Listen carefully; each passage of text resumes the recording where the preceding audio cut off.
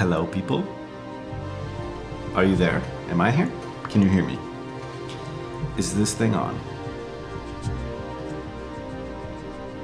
Let me, there I am. Hi, everyone. Welcome back. Let me turn this loud music down. That was just for the intro. Hello, Coding Vibe. How's it going? I'm back after a few months. It's been, I think, November was the last time that I streamed. So, you know, it's been a couple, but I've been sick for a long time. I'll tell you what, a lot of like November and then December, we were sick and not able to stream, and I had a lot of work going on. Some work stuff, you know, pumping out a new little proof of concept for work that now has full project buy-in. So now we get to do the rest of the fun project stuff, the slow project stuff. But I do have some good news. Let me turn this down a little bit. I do have some good news about this site, about my new site, unboxed.deals. Still working on this. I did some stuff off stream, but I got Amazon affiliate approval, so I can now make some sales. So I decided I should add one more feature before I launch it. Of course. No, I think this one's going to be good. So tonight we're going to look at adding a wish list feature to this site. But if you haven't seen the site before, so unboxed.deals, unboxed.deals, it's basically an Amazon affiliate site. So I follow a bunch of products on Amazon. I've categorized them into a few different sections here. You can see them. And I basically check whether the new price and the used price, I'm trying to get you to buy a used item. So for example, here we have a Sony 24, oh, it just updated. Did you see that? So we have, I'm gonna follow this one because it's a better deal. A lens for Sony cameras. New price is $898. Used price is $475. That's 47% off for used like new from Amazon. And you can't really tell the difference a lot of the time. You know, maybe the box is damaged or something like that, but a like new is really good. That's why these ones are scored so high. I have my own scores here that I score all of these deals so that you know whether they're good. Right now, it's just a list of products that I track, that I've added myself. I've got a login, but I'm gonna work on onboarding users soon. So as a user, you would be able to watch your own product. So if I didn't have the product that you wanted to see, you can add that product yourself and watch it yourself. So before I roll that out to everyone, I'm trying to get it to some beta users, and my first beta user said they want to be able to add things from a wish list, from like an Amazon wish list. So right now, as a user, I'm gonna go on to the next task. Let's call this the next task. Next. Okay. Right now, as a user, I'm not logged in. I can see all the deals. I could buy stuff on Amazon, like click out to links and stuff. You don't need to be a member of the site to do anything specific. You only need to be a member you only need to sign up if you want to be alerted for prices on things, or if you want to add your own products. So if I go to log in, I'm an admin, so I get some extra stuff. But I have these product watchers. So these are basically products that I'm watching for a specific price. This page is not fully done yet. It's pretty bare bones. It's just a table right now. I need to update this page. But if you wanted to add your own product, you can add a URL, go through it, and then load it, create it, all that stuff. But my user said, I would like to add them from an Amazon wish list. So he gave me this Amazon wish list that he has. And then this is a public URL. I can basically take this, copy it, and I mean, I'll allow you to add a wish list. Like here you'll have like a wish list thing. That's what we're looking to define, is how do I want this to work. So I'm gonna have a wish list thing, I think, page, and then you can add a wish list URL. You'll paste the URL in, it'll load up, it'll get like the name of the wish list and then grab all of these product IDs. They call them ASINs, ASIN. And then I'll start watching those for you. And it seems simple, you know. I've already got the capability to look up prices and everything for products, all that kind of stuff. There's a lot of rules that I'm gonna have to deal with around adding and removing products. Because I don't want someone to add a list of 50 things and then it goes and adds 50 new products that I'm watching. Like, that's a lot. I don't have access to the Amazon API yet, so I have like a product scraper that kind of does it manually, and it's really heavy right now. I'm hoping eventually I can get the product API access, which will give me much broader scope of the number of items that I can watch for a user. So right now I'm trying to limit it to 10. I think 10's decent. I'm probably gonna set it per user because maybe one user is someone that I trust or someone that buys a lot of stuff, and I want to up the amount of things that they can watch. You know, if you're gonna be watching 50 things, but you buy something pretty frequently, then it's totally worth it for me to do that. Because there's no pay. You don't pay me for anything at all. The site's totally free. You're only gonna buy it on Amazon, and then I make money from Amazon through the affiliate sale. So I don't charge you anything for this site or service or whatever you call it. Hey Manny, how's it going? Yo, if you didn't catch Manny streaming again, I haven't seen Manny streaming in so long. Wow, look who decided to stream. All it took was you calling me out on stream. Like, I haven't seen you stream in a while. It seems a little sus. And I hadn't, but I swear I was so close. I've been getting closer. And I'm finally ready to stream again. I've been working with this off stream for a little bit. But yes, finally ready to build this big feature, to get it in there and get it out there. I got some more motivation again recently because I got my Amazon account. My Amazon affiliate account was approved, which was nice. Last time I applied, last year, they denied it, so I had to do a bunch of extra stuff to get it approved. So, I'm excited again about the idea because it's now feasible. It's an Amazon affiliate site. So, yeah, you just buy, you basically watch products that you would like to buy, and then it's targeting like to get you deals on used item, Amazon warehouse deals basically. I can't call it Amazon warehouse deals because that's an Amazon trademark, so it's called unboxed deals.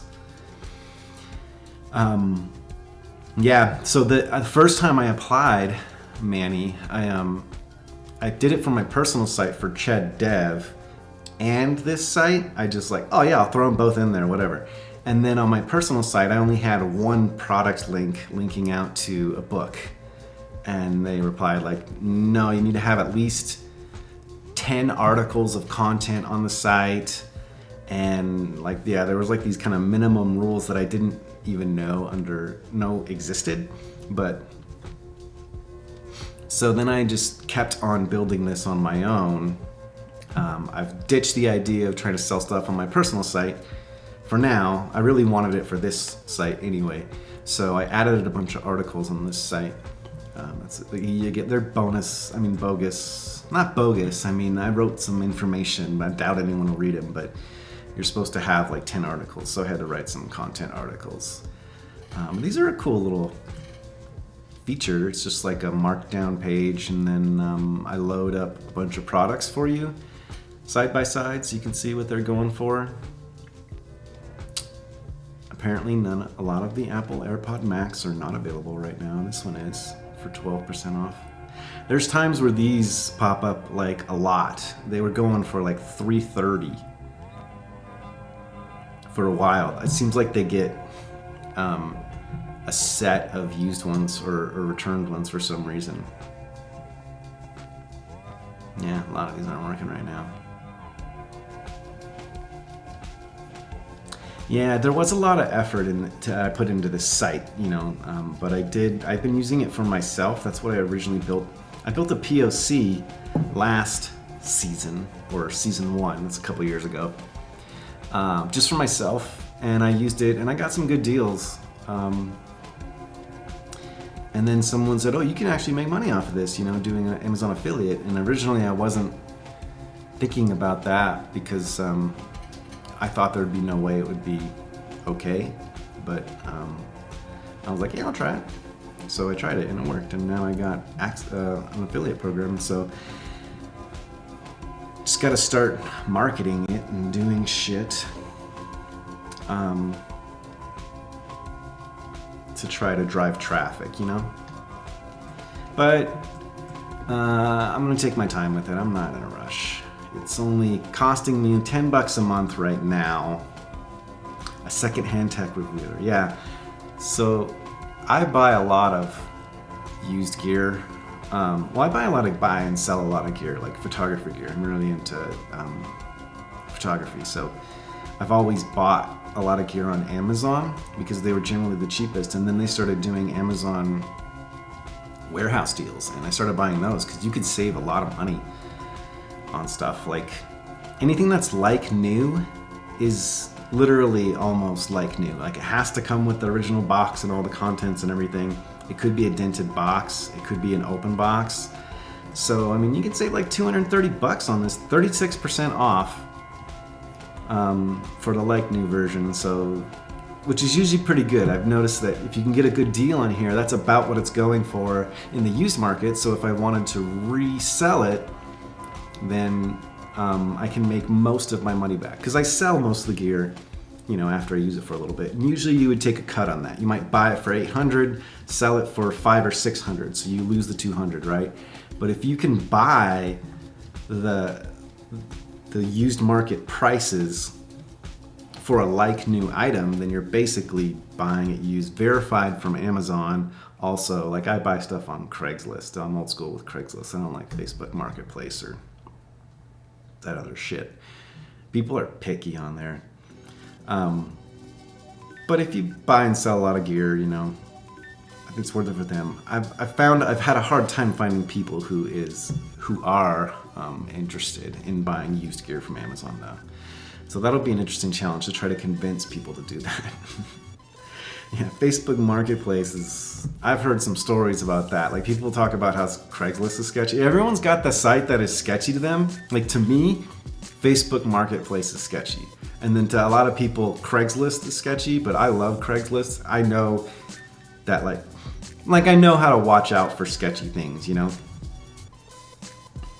But, and also eBay is sketchy to me, but a lot of people buy on eBay, you know, like, yeah.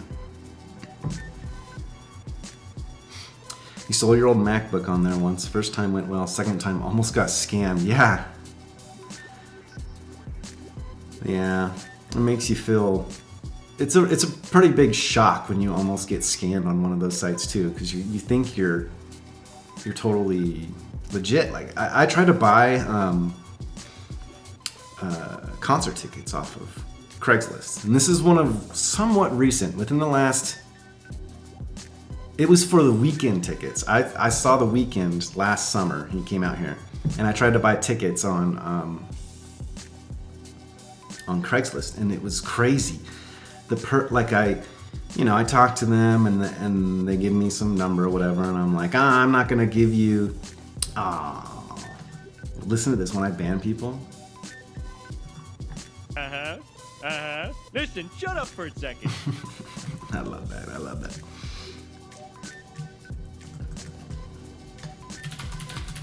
Har har har. What was I talking about? Just trade in now and let Apple scan you. Oh, that's so brutal. I have my old MacBook, my 2013 2013 MacBook Pro, and it's still pretty good. The battery's not great, but everything else is totally fine. I just upgraded mine this year, but they wanted to give me $200 for it or something, and I was like, oh my god, that is so cheap. Because it's got I think it had 16 gigs of RAM. But it had, like an SSD in it and whatever. It's a little older computer, but it's still got plenty of years of life left in it. So I just gave it to a friend. I'm like, it's not even worth it to try to sell it to them. Yeah. Oh, so the Ticketmaster scam. So I bought I was trying to buy these tickets, and they're like, oh, I'm in the hospital with my daughter. She's having a baby right now. We got to sell our tickets tomorrow. Okay, cool. So they sent me I said, okay, can you send me the tickets before so I know that they're legit? And they're all, yeah. And then they said, what's your Ticketmaster email? I sent them my email. They sent me the tickets. I got an email from Ticketmaster that said, you're going to the event. 2 tickets have been added to your account. And so I'm like, great, I got the tickets. Where do I send the money? And they're like, okay, you can Zelle me or Google Pay or whatever. I think I was just about to do Google Pay, and I was about to send the money, but I had to sign up because I hadn't used it yet. And as I was trying to type it in, I was just about to hit send, and I got an email that said the tickets you received were fraudulent and have been removed from your account. And I was like, what? How is that possible? And then I sent the person a picture screenshot of it. I was like, hey, it says they're fraudulent, and they never responded to me. And then I realized these people have figured out a way to fake a Ticketmaster transaction and send it as a real transaction. The email was from Ticketmaster. I checked the domain, I checked everything. I didn't click on any links in the email. I opened my Ticketmaster.com account. I saw them in my Ticketmaster.com account. It was there. It was 15 minutes later where they emailed me and said it's fraudulent, they've been removed. So hackers know how to generate the whole transaction flow like that. Get it into your account for real. And then Ticketmaster finds out, finally analyzes it after and says it's fraudulent, and then takes the ticket away. And then if you go look at their support site, I tried to complain to them, even though I didn't give them money. I didn't send the money, luckily. I tried to complain to them, and they say no, they only support tickets sold on Ticketmaster.com. So even though you buy Ticketmaster tickets from someone else, from a third party, they don't support that. They don't stand behind that. So they're like, we're not eligible for that. It blew my mind. That was the closest I've been to getting scammed in recent years, probably. I mean, I'm sure I got scammed before when I was younger, but just reaching the point of what, they can do that, and not understanding when a scam is a scam. I know obvious stuff, don't, ship anything to someone that you don't personally know unless it's an eBay purchase. But even eBay purchases I don't trust, because people, I've heard stories of how you sell something on eBay and then they return a different item, and because it was returned, eBay refunded them. And you say, no, they didn't even give me back the item I shipped them. They gave me something else. They're like, well, sorry, we can't do anything about it. Or, a lot of seller scams. But I'm also kind of afraid of being scammed as a buyer. But yeah, most of them just need batteries replaced, and they go another 5 years at least. What were we talking about? Oh, the Macs, yeah. Yeah, the battery could have been replaced and it would probably be really good, but keeping it plugged in, it's totally fine. It's just the battery dies quick. It did say battery needs replacing soon too, but my friend will probably just plug it in all the time. So, and yeah, it makes you feel like a boomer when you get almost scammed like that.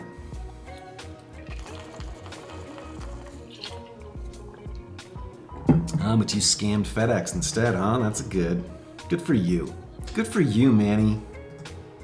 That's not criminal. It's just.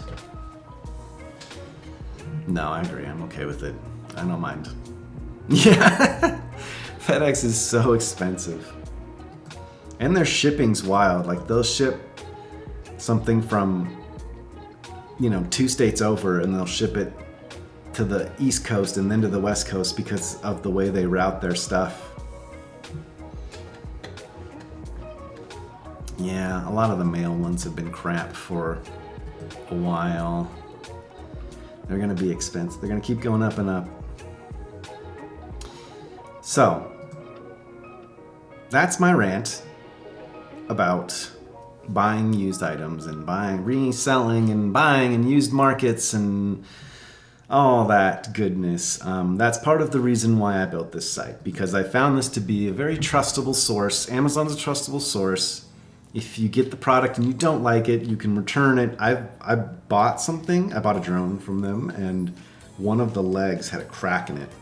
And I don't think they noticed it because it's a very fine... I didn't notice it until after I flew. I flew with it, and then I realized the propellers were hitting the side of the device and making marks on it. And so, and then I took pictures of it, returned it, whatever. So I've had really good luck with Amazon used products, saved a lot of money like that. It's not cheap enough to buy things and flip them really though, because they usually go for about the market use rates. But I've had trouble with lenses from people on Craigslist where you buy the lens and then it locks up, or it was having some issue that wasn't constant. It was intermittent, and then you get stuck with a busted lens and have to pay to fix it, which sucks. That happened to me somewhat recently. So I want to add the wish lists. I'm thinking you're going to go here, you're going to click on the wish lists, you're going to add a URL. I don't know if I want to draw mock-ups for this or how I want to do it. You'll add the URL. When you add the URL, I'm planning to scan it right then, because I think I can scan these pages without worrying about getting blocked. Part of the things about scanning Amazon's site is they catch on to you scanning their site, and then they start serving you error pages and saying you need to verify your human, CAPTCHAs or error pages, etc., etc. So they start to do that pretty quickly. Yeah, they have a lot of stuff in place to help prevent people from doing that, because they don't want people to basically farm products, prices. I think it's mostly for pricing, not just product information. Because then I could make an affiliate site where I just link out everything, with the latest prices and all that stuff. That's my guess. But they do, so that's why they've created this product advertising API, they call it, which is just the product API. And it includes all the information about the products and stuff, but you have to have an approved Amazon affiliate account to be able to hit the API. So that was step one, was getting the account. Now I'm trying to get that access so then I can drop my scraper and just hit their servers directly. Because right now I check the prices on the hour and it's pretty ridiculous. I have to scan, hundreds of products, but it's a lot of work, but it's saving me money, good money for now. And like I said earlier, I'm only paying $10 a month to host this site. It's hosted on Vercel. I just needed to have a Postgres database, and that's $10 a month. But I just added a Redis caching layer on front on render.com for free, and it's hosted up in Vercel for free in the free tier. I do pay for the domain once a year too, but I forgot. Yes, not much. So there's a lot of issues that I said around scanning a wish list. So I've already built the little simple thing to scan the wish list and grab all of the ASINs. But here I've got about, I think there was 12 or 13 products, but you'll see this first project is not actually in stock. A lot of Amazon stuff that's not top name brand or even name brand, like this is LG, you know, they just release new stuff so often. I think that the product becomes unavailable because they move to the new one. But there's also a lot of interesting information about how Amazon lists their products and stuff. Like for instance, this is the monitor. This is like a package. So the monitor is just a basic thing. I'm sure we could find that, and I'm sure it would be in stock. This specific one that they've added to their list here is not just the monitor. It was probably a good price at the time, and that's why they would add it to their wish list. But now this bundle doesn't exist anymore. It's not in stock. And I think people make a bundle. They'll make like, oh, you get this monitor with 2 cables and a charger and stuff, because then it becomes a new SKU. And when it becomes a new SKU, it's now another product that is shown next to that similar product. Instead of being a shop that's inside the product page and you're like maybe the 10th third-party seller on the bottom. Am I frozen? I mean, my page is frozen, but I'm still streaming. 1 second. Okay, here I am. Not frozen. My stream dashboard froze. That's weird. Thank you, Manny. Thank you for confirming my existence. So if I'm at the top level of the product, say like this one here, I sell these as a third-party seller on Amazon, and you know, there could be dozens of companies selling it. If I'm the 10th result, you're probably not going to see me.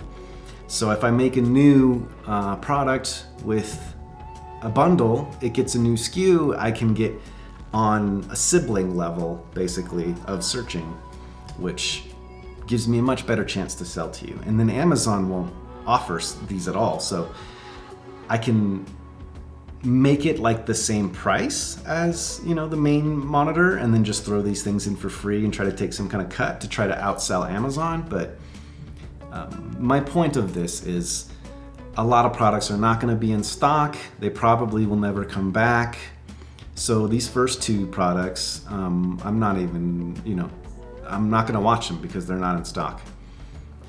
I could add them and then wait for them to come back in stock. We'll see. I have to decide on what I want to do, you know? Right now I have some reporting stuff to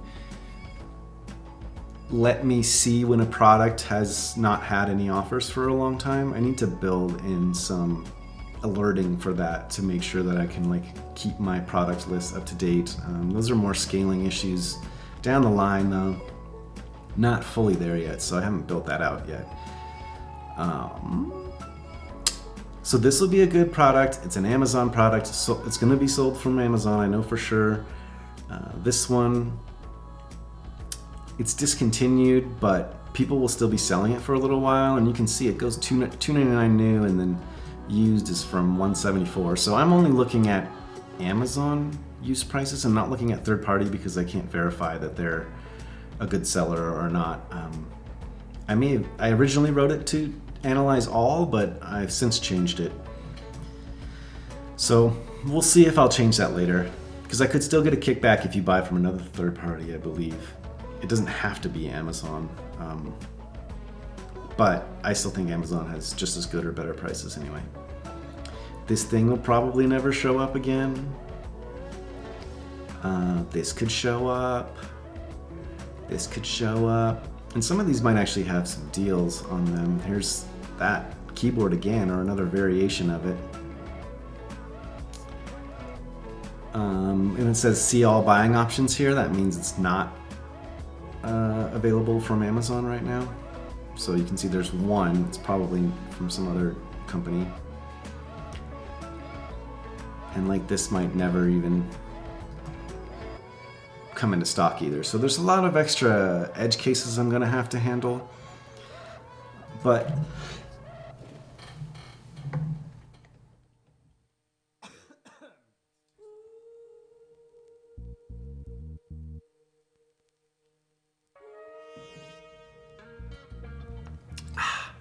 sorry about that. It's really dry here, and my throat is really dry. Hi, Mountain Trash Panda. How are you doing? Hello.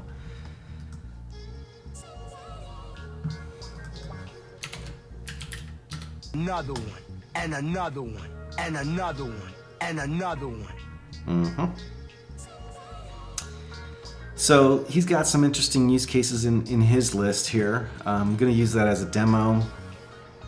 I started to create a list here. There's private lists and public lists.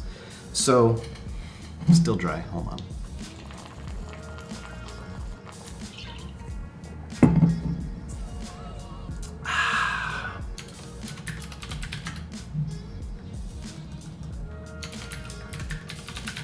Hydrate level 4, please.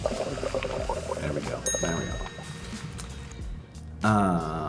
So I did a little bit of stuff around the private lists. I think my API endpoint should handle that already. I did a little bit of testing. Should be good. I built that scraping part off stream, because I really just want to focus on the UI side of things here.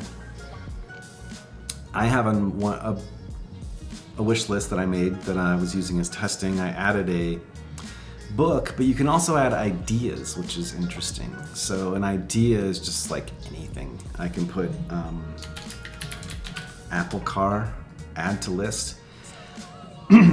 It adds it as an idea, and then I don't know if behind the scenes they'll be searching for it, or I can come back here and I can try to search for it or whatever, but basically it's just a shortcut for searching for stuff. So we got that going for us. Oh, I didn't. Okay.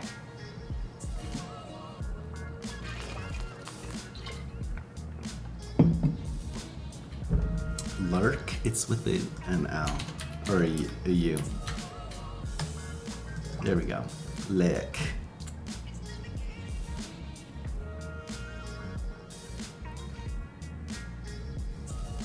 Info. So that's the wish list feature. From there, I think we're ready to dive into the model stuff. When we do the model stuff, I want to go through a lot of the edge cases and how we're going to handle them and what we're going to do for them. So I'm going to write those down along the way as we go.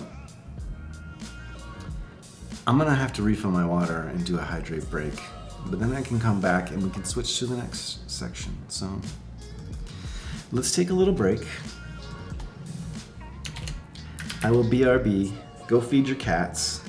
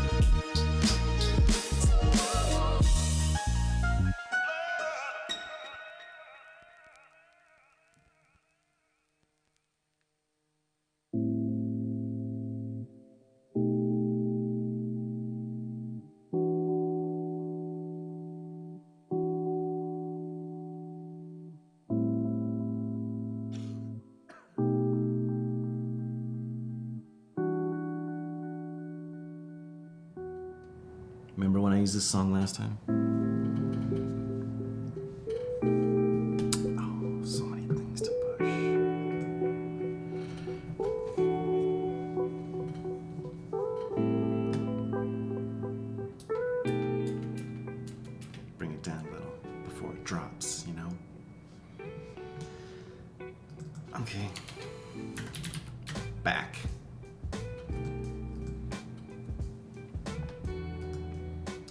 So we're ready to move on to the next task.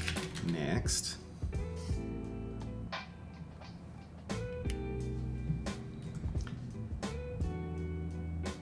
So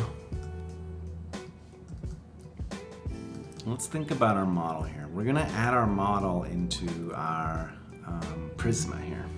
Well, we're gonna work it out while we do whatever. So here's some product stuff. Product. Deal alerts, scan, offer, scrap log. Let's do it after offer.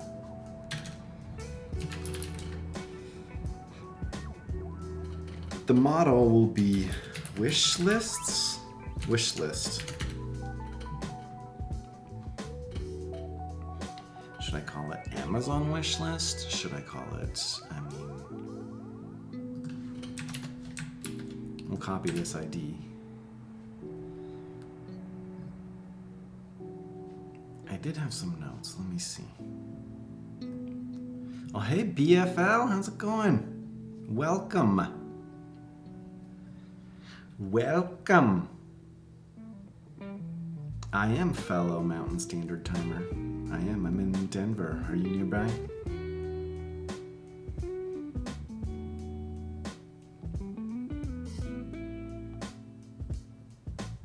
I didn't know that. Cool. I'll have to talk to you about some local stuff sometime. How about that fresh pow? Am I right?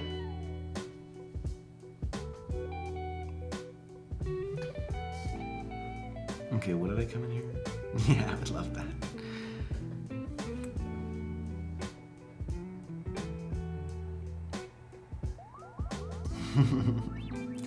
That's I always love to talk about the fresh pow. And whenever it snows in Denver, and I usually, whenever it snows down here, I go to a park or something because it just doesn't happen too often. So I'm like, oh, it's so cool to see it in snow. And I'm always like, look at that fresh pow. Like dad jokes, basically, right? Okay, I'm in the wrong note. Here we go. I'm looking at a different thing.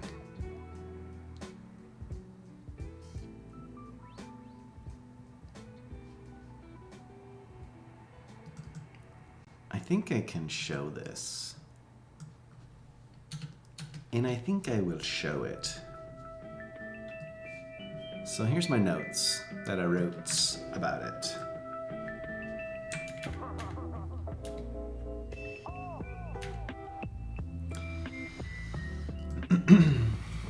So, adding a wish list, a user's going to enter an Amazon, this is the page.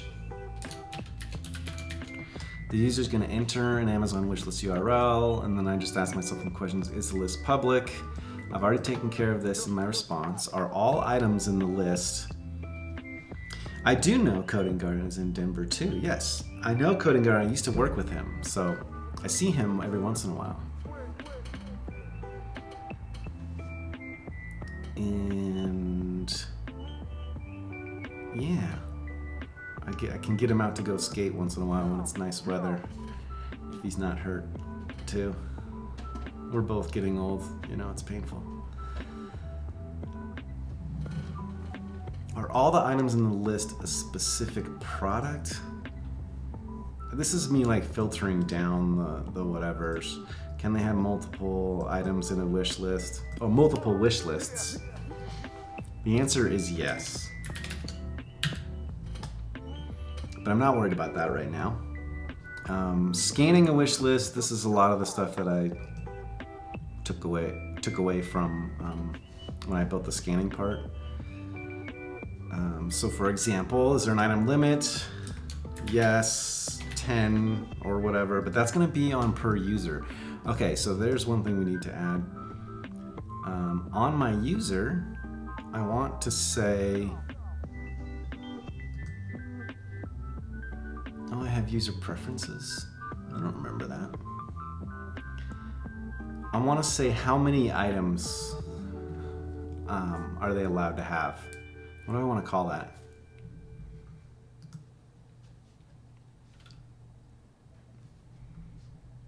It's gonna be a number. Is it int or number? What do they call it? Int.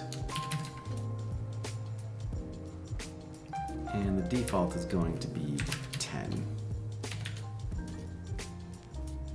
That's fair. Okay, but what would I call that? Allowed product count? Product slots?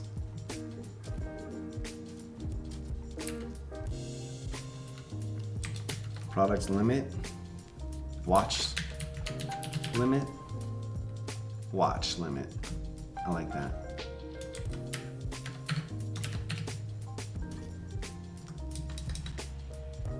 And I'll manually fix it because I'm OCD like that, I guess. The default is 10. It can't be null.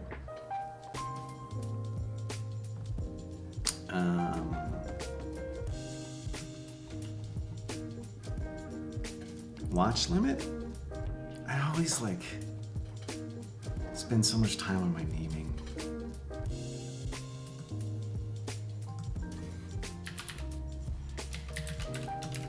Product watch limit.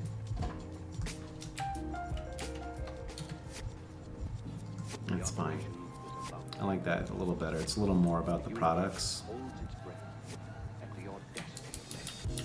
I'll move it up here. I like to put the extra things at the bottom. Okay, back down to the bottom.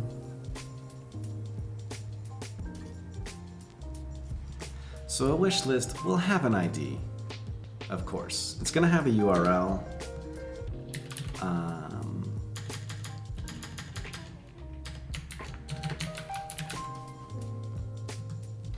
Cannot be null. There is no default. Will I have it? Yeah, I'm gonna save the URL because I'm a little curious about different URLs right now. I don't need it. I'm actually gonna pull out the wish list ID. That's the Amazon ID. I'm just calling it wish list ID because that's what Amazon? Or that's what I called it in my backend API, so just keep it consistent. So it needs to have a wish list ID, which is, I think, about I don't know if it's exact right now. It's this code right here. So it would be something like that.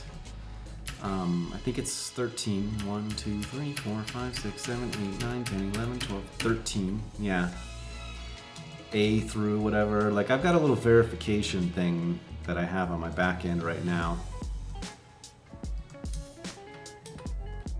I guess I'll leave that in there for now. I don't know if it takes it out when it formats it. Okay, so I need a wish list ID.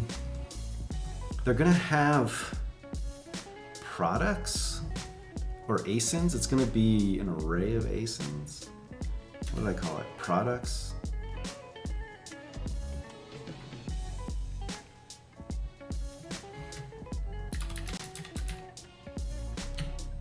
I still have my site up, hold on.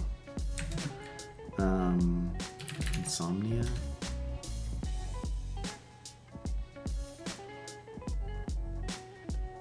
Insomnia is a replacement for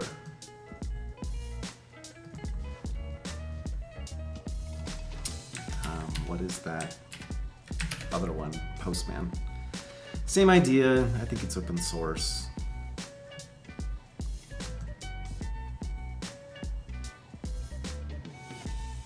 There it is. Okay, so this is the data that I'm going to be getting back. Products. I do keep a title. Okay, so I want to keep that. I guess I'll have a scan UTC time.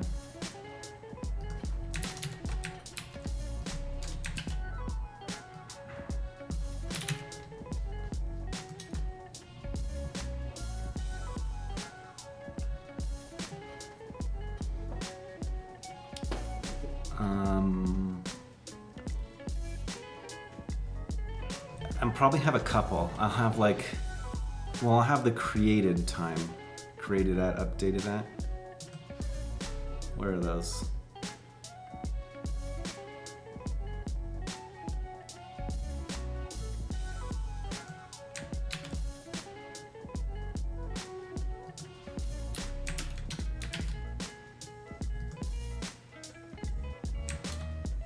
Yeah.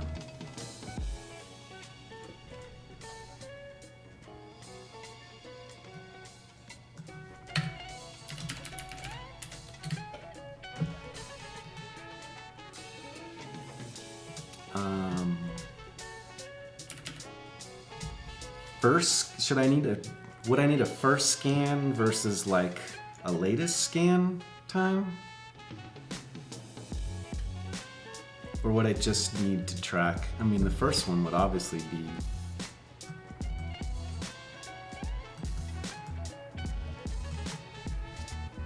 created at, but that's not the first time out. I won't scan it immediately. I don't know. No, I will have results. Nah, I won't. So scan time.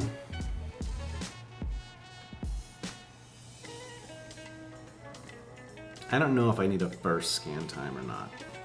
I don't think I do. And I think a scan UTC time would be the latest time I scanned it.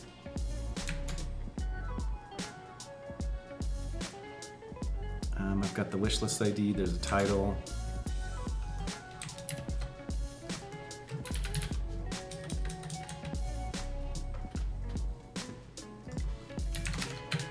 Which will come from the API.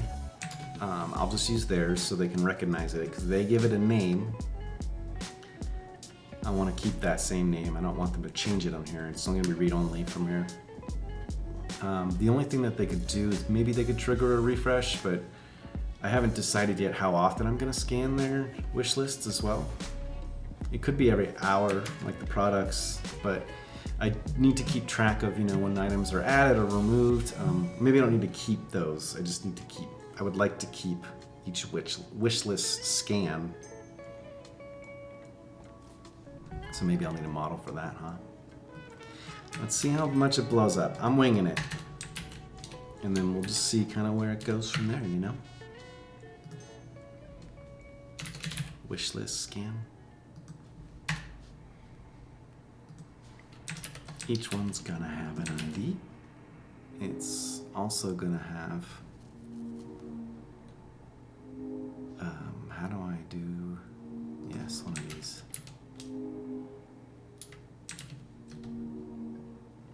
You don't think on, all that.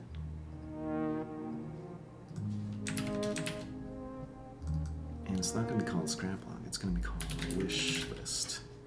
And it's gonna be a wish list.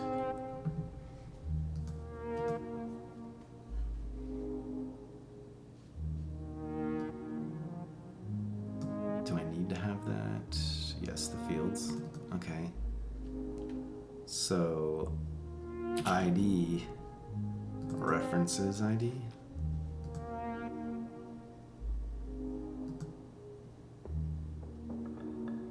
I always forget how to do relations in Prisma. So I go back to my old ones. This is a one to many. Oh, it's probably complaining because they don't have it on the other side. So I would call them scans. Yeah, there we go.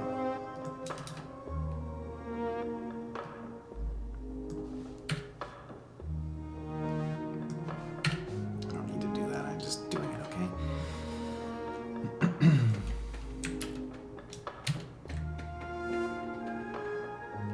So this would actually go on here.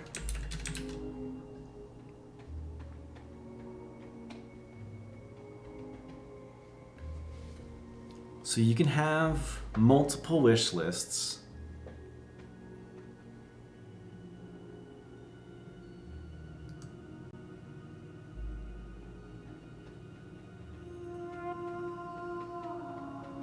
When I delete, if you delete a wish list, I'm going to delete all the scans. I'm not going to save them for future reference.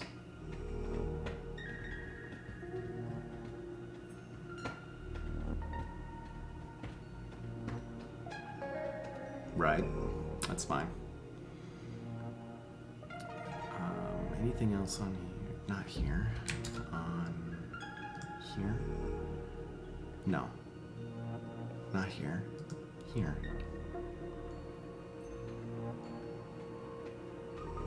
This can come from there.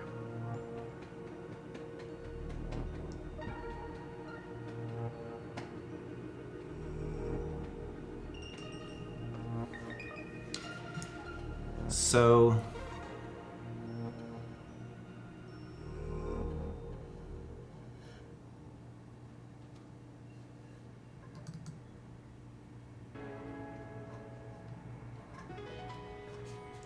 I'm not totally sure what I want to do on the scan yet.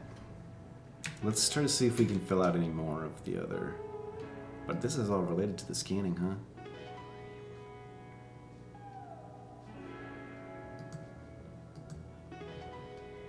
Okay, well.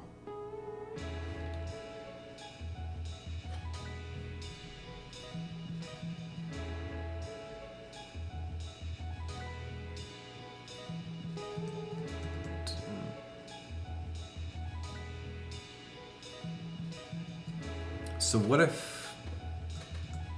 Okay, let's go through the scanning things. On a scan, I want to know...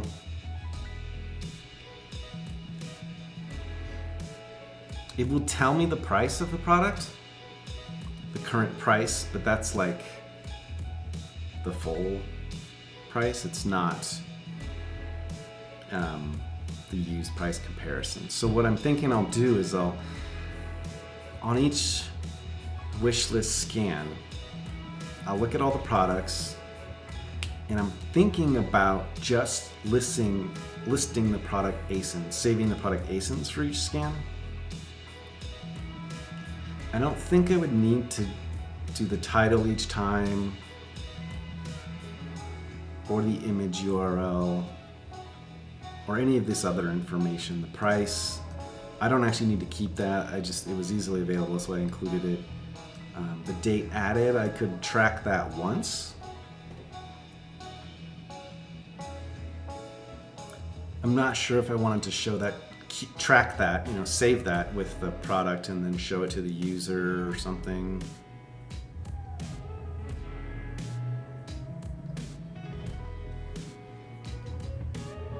I don't really want to make another table for all of the products that they're watching, because then I'll just be duplicating tables. What I really want to do is make just an array of items.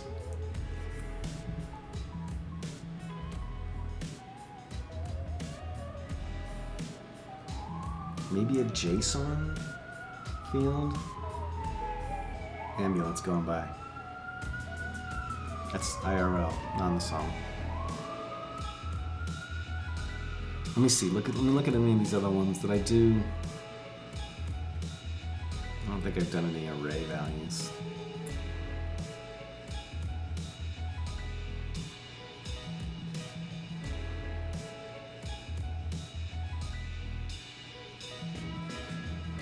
Can I do array in Prisma?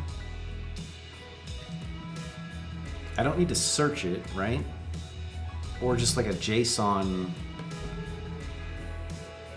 Okay, let me think. I can do a JSON one.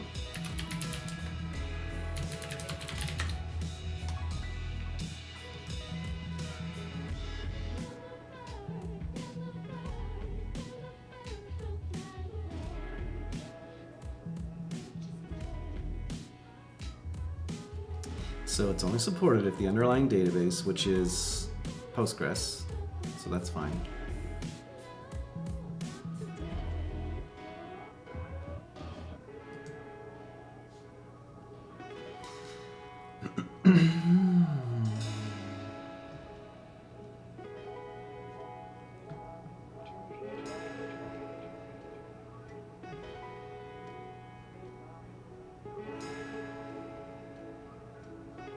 Oh, they finally added filtering. Or no, wait, that was Redwood, I think, that had the issue.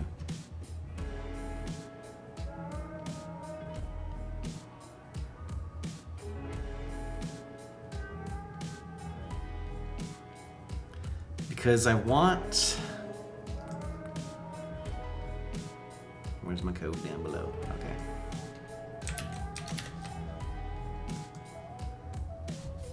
When I reach... Oops. When I try to get a wish list, I don't just want the scans, I want the products. And the products are going to be JSON. I think I had the question mark just for optional, but I want to make sure it's always there. Can I at default an empty array?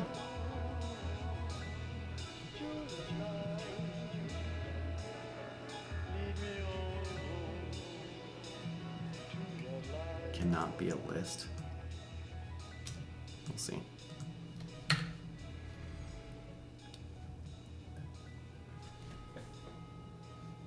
So then I could strip down that JSON that I'm getting back. It could be just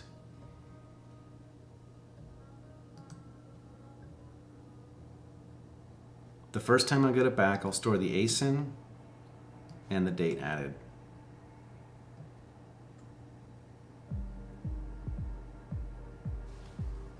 I think that's it. So I might not really need scans. I was gonna say, I don't think I need to save the scan, but how will I know if an item was added or removed? I mean, I can evaluate it based on the current status of the wish list. I think that was my plan, was to just say, okay, I'll store the products on here. Let me comment this out because we might not need any of this. I'll store the products on here. On my products JSON, it will have, I wonder if I can make a model that doesn't make a database entry.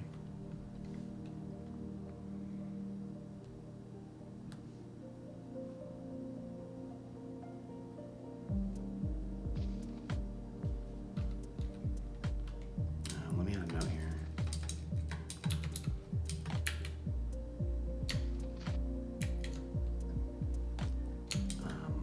Basin and date added, I think. That's what I said. Yes. So use that ASIN to pull up the product information, because once I'm watching, well, yeah, but I won't watch all the products. So I'll need to have some, if it doesn't have a price.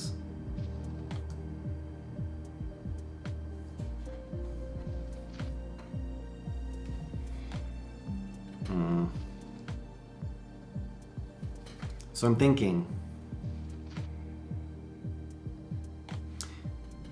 if it doesn't have a price, it's a product that I'm not gonna be scanning. So if I try to use the ASINs and look it up, I'm not gonna have it. Therefore, I'm not gonna have any information on it.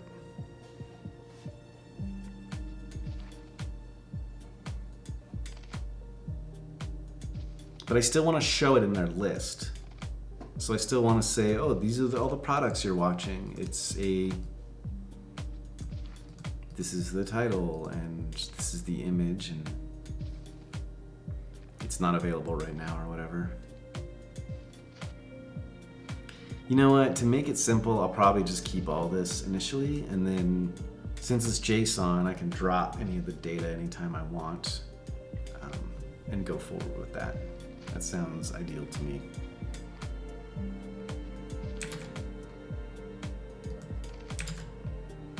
Title, ASIN, image URL, price.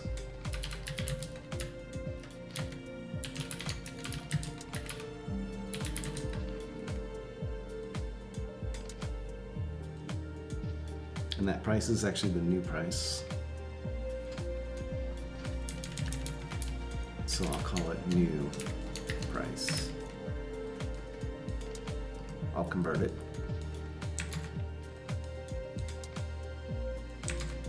And then I won't track actual adding and removing of things right now. Like in the database, I won't save that information.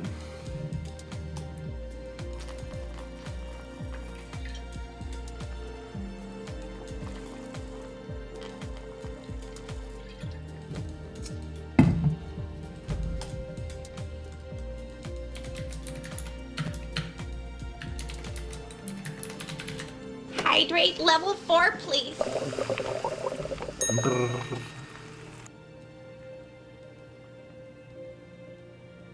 Okay. I gotta go to the bathroom. Let's let this sit for a minute. Sit and think about it, and then I'll come back and we'll see. We'll keep going down our list and see if there's anything else we need to add. I asked a lot of questions in that scanning list, so we'll go back to that in a momento. In fact, I'll leave it up for you right now if you want to think about it while I'm gone. We're starting here. But some of these, you know, they won't all be answered for this specific task.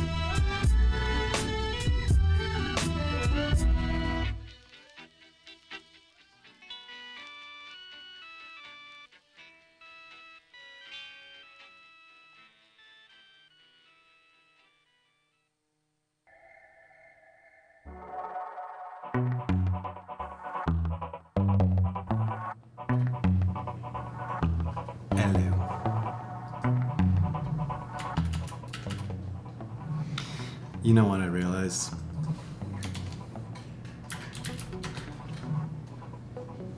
I totally forgot to add the user to the wish list. Well, that doesn't make any sense. All right, we need a user.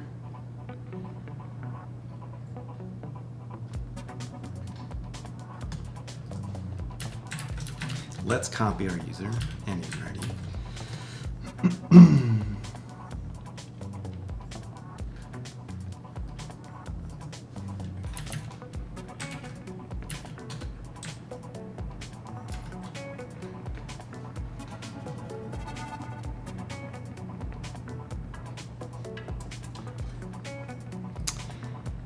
And I need to add it on the other end.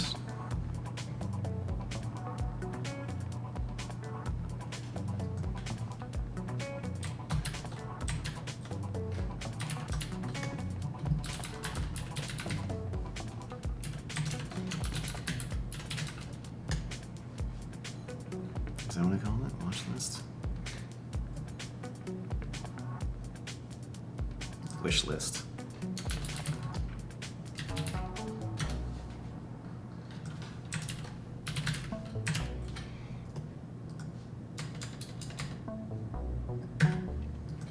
So I struggled a lot around the idea of product watchers, the naming. Right now I call them product watchers, but it could be like a watch list, right? But now that I'm adding wish lists, I don't want to add watch lists or watch list and wish list because that's kind of confusing. But a wish list, I was wondering if new users would come and they see product watchers, they're like, what? And then they see wish list, they click on wish list. Maybe they would think that they would add something to their wish list, right? But that would be totally different than what it really is. It's right now it's Amazon wish lists. Followed products, I like that. I like that. Altos, thank you for the suggestion. And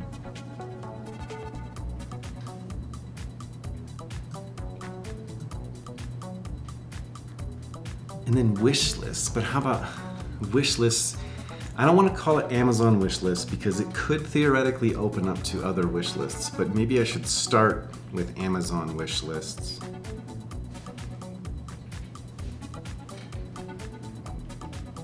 Because I don't plan to scan other sites immediately. Well, I can't. Because of the Amazon affiliate agreement, you can't. There was some rules around like what you can and can't show. Yeah, I know, and Altos, I was thinking of that. Like, wishlist is not specific to Amazon, but you can only specifically add Amazon wish lists for now. So that's why I'm wondering if I should call it Amazon wishlist. Because you're basically adding Amazon wishlist URLs.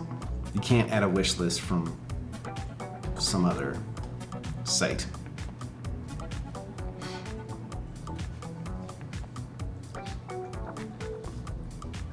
So I really like the idea of renaming this to followed products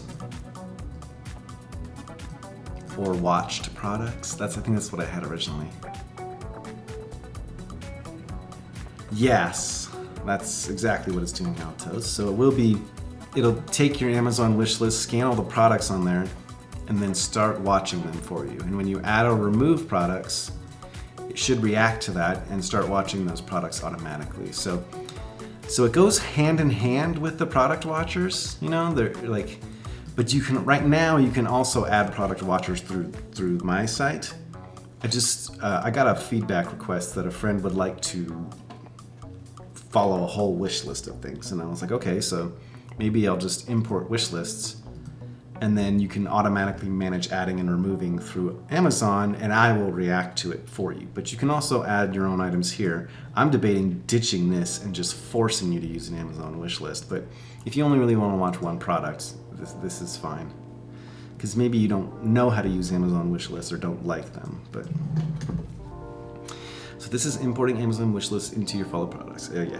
And so it doesn't just import, it makes a wish list a source of data. Yes. Not a real-time source. I'm just going to scan it maybe once, I don't know yet, once a day, every 12 hours. I'm not sure yet, but I'm just going to scan it, and then watch for changes. And then anytime you make a change, if you don't have that product in your wish list anymore, then I'm going to remove it from your watcher automatically as well and such. So kind of keep it in sync. It's an external way to keep it in sync. But you could theoretically add a wish list and then not be on the site, but anytime you add a product, I'll start watching it. I'll send you an email to say, hey, I noticed you added this product. I'm going to be watching it for you now. And then if you remove one, I'll send you an email saying, okay, I'm not watching this for you anymore. And then once you're watching it, if it comes up on a good price, I'll email you for it. And you don't have to be on my site at all for that. You just have to set it up one time. Alto says, I'd actually just mix up the manually added and wish list originated products, maybe mark the latter as coming from Amazon and have something like manage product lists or manage data sources. Okay, so I was thinking I'll add a link to the right here that will be your Amazon wish list. You can add and remove wish lists there. When you click into it, you can see all of the products. All of those, well, not all of them, but any eligible products will have watchers already. But you can also click on this product watchers and see all of the products you're watching, no matter which list they're from or whether they added them here. So I think that's what you're talking about here. And that's how I plan to keep it right now. Can you see Zoe scratching back there?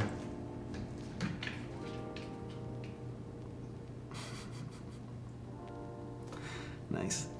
Yeah, that makes sense to you as a user. It's not too confusing, but that's what I was trying to think of, the UX of it, and I didn't want to be confusing. But that's my first round. I'll try it out, see how it goes, see what people think. And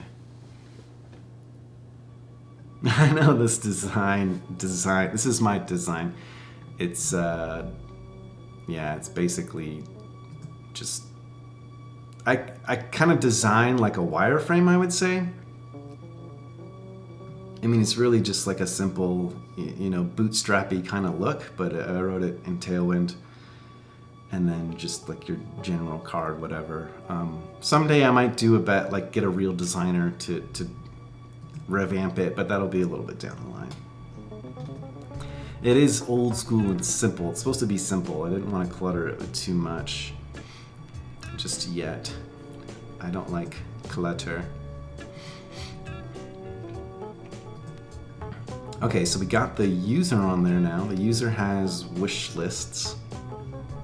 You can have multiple, and the idea behind that is maybe there's some kind of like product person you follow, or a friend or family member who has an Amazon wish list and you want to watch their wish list. As long as it's public, you can watch it.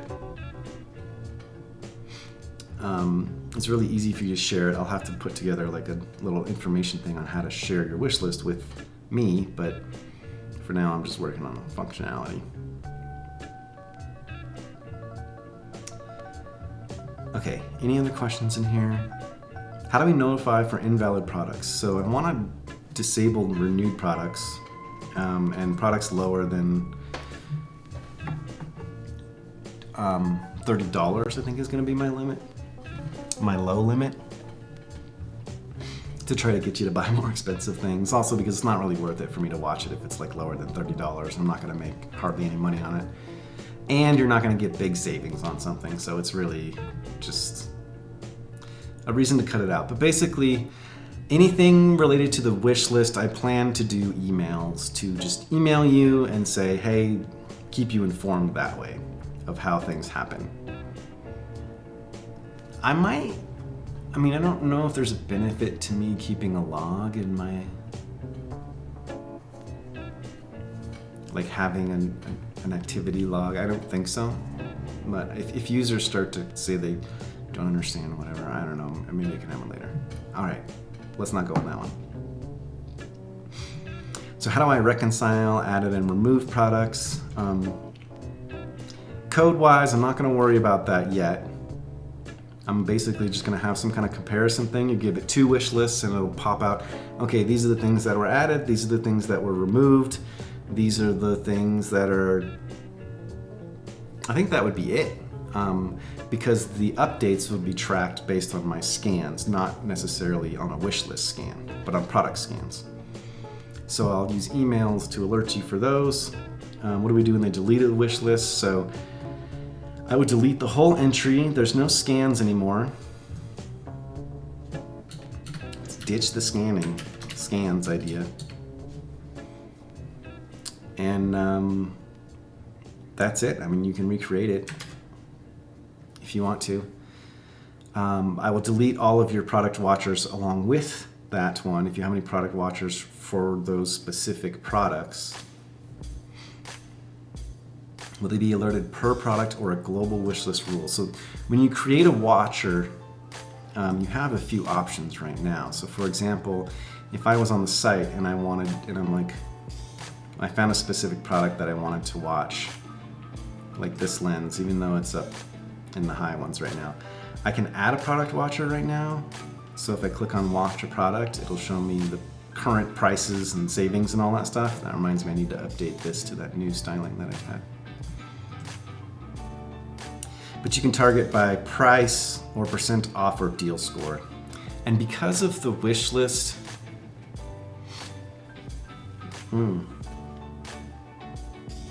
so because of the wish list kind of happening in the background, async, you know, I'm just gonna apply a default setting to the alert thresholds. I haven't specifically decided that yet. So worst case is I'll apply a default one, like a deal score of 85 or better.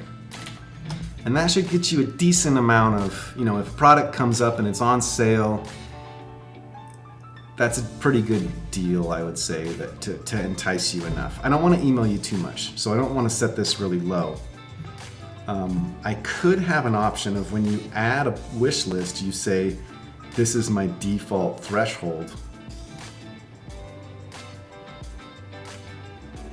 I don't know if I want to go that far, or if I just want to do a hands-off approach and say, this is what I'm going to give you, and then if you can come back into the wish list page or your product watchers and edit those individually if you want to tweak them.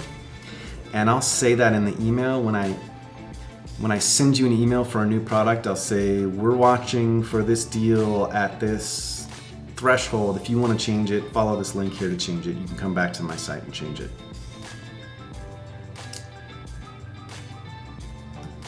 So that's really do I want to apply a wish list default thresholds?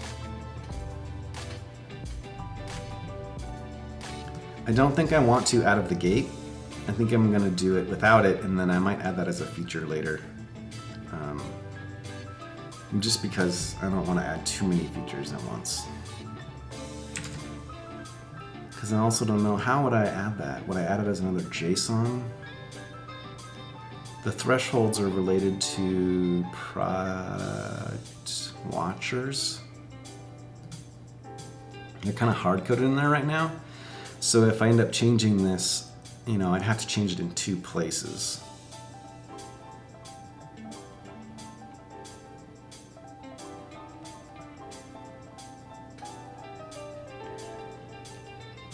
So I think I'll do the default. That'll be a little bit of a feature to add to itself. We'll get there later. Will users know the difference between product watcher and wish list? And that was what we just talked about a little bit there. I think we have enough to go on to be able to differentiate them.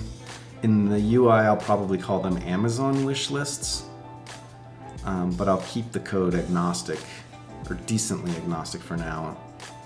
I'll keep it available so that we can change it later if we want to add support for other things. What if a product is already disabled? So I add products and I can disable a specific product if I don't want to allow people to track that thing. So that's just something I'll need to check when I'm adding the wish list. I'll have to show a specific case for it or something, you know. And then I would like to send weekly status emails on Well, not on added remove, but just prices. Maybe the number of times it was on sale. What if two users have the same wish list URL? That's totally fine.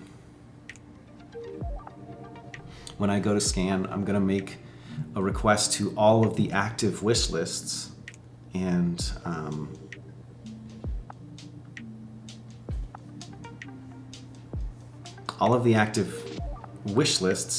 and then grab all of the ASINs out of there and add those products. Well, I guess I wouldn't need to because I will have added the products. I'll reconcile it when I scan the wish list. So you can have multiple URLs. I'm not going to scan those pages twice, basically. I want to make sure that's not an issue. Okay, so that's it for scanning, I think. So I was just thinking about something else. If you delete a wish list, should I give you an option to keep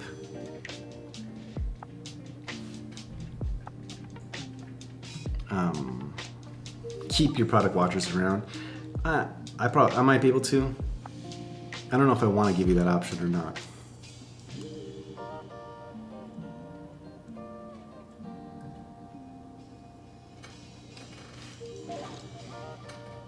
But I think this is mostly it for the model. I think this is what all we should need.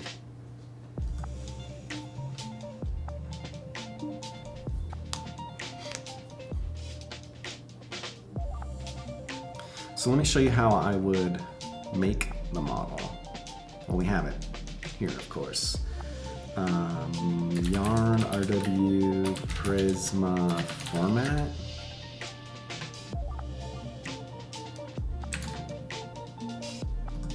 Nice.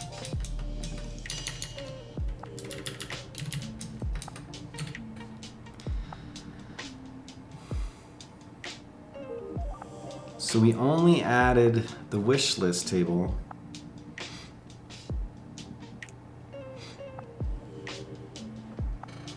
Again, I'm keeping this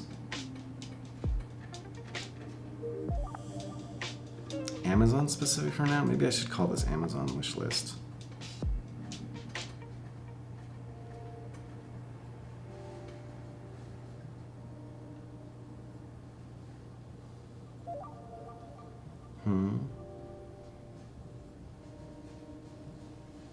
You hear my cat getting into shit back there. What is she doing?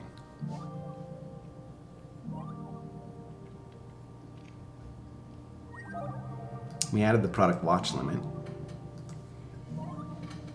So that's kind of a feature we're going to roll into all this.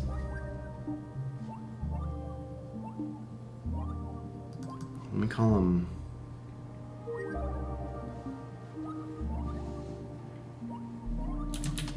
Amazon wish lists, just in case I end up doing something less specific to Amazon. What's down here?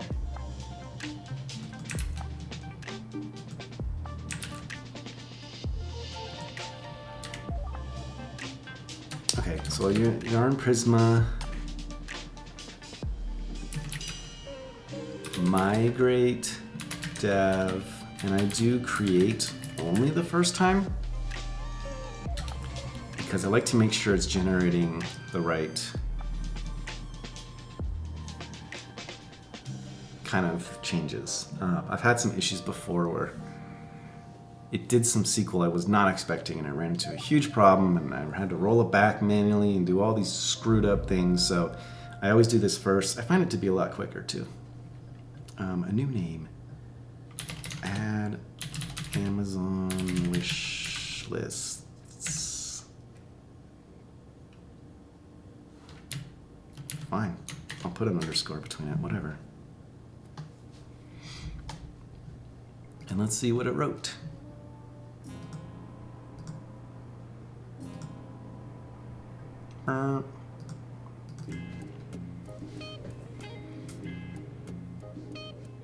Okay, so it adds the thing to the user, a new Amazon wish list.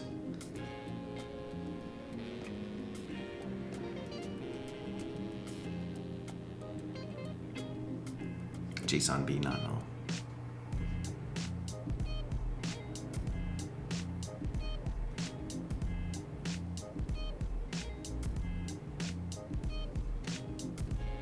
Should I put any kind of restrictions with the wishlist ID and the user? So the user can't watch it twice?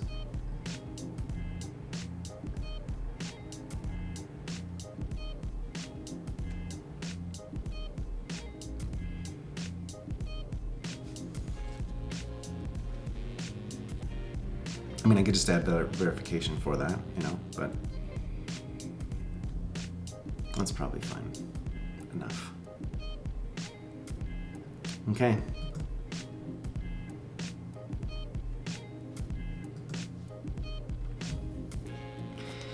So, I'm fine with that. I think I'm gonna leave it at this for now, and then next stream, we'll come back and we'll look on building out some of the UI pages. For example, the wish lists, Amazon wish list page, and product watchers. Maybe we'll rename the product watchers to follow products too. We'll see.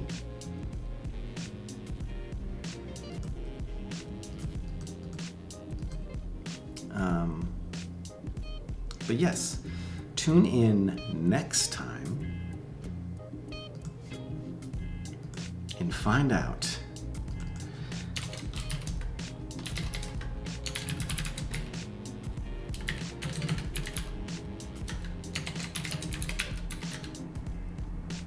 Thank you for hanging out. Welcome back, everyone. I hope to be back again streaming soon. I don't have a regular schedule, as you may know, because I'm very unpredictable. But guess who's streaming right now is Creative Null.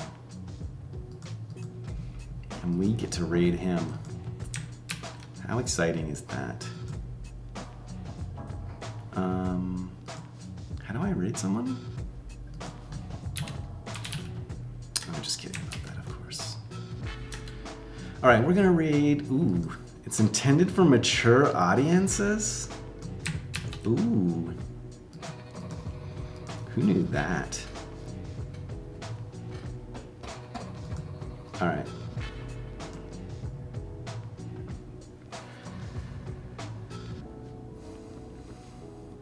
Well, I'll catch you over there in Creative's channel. Thank you for watching. I'll be back soon. I'll see you again next time. And all that shit. Oh, I don't even have my camera on anymore, huh? Oh, no, wait. I'm just looking at the wrong thing. Okay. All right. Let's go raid the guy. Wait. Yes.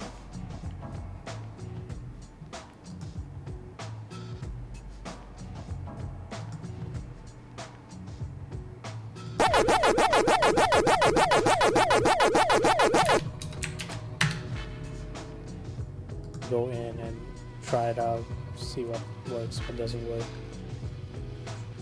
Let me try out my website. That thing has Astro in it. Might try that one. Oh, Chad Dev is rating? What, Chad? You were streaming? Yeah, I didn't even know. This channel is in Nice. What's up, Chad? What's up, everybody? I left my OBS open, didn't I? How are y'all doing? Yeah. Okay, we're done.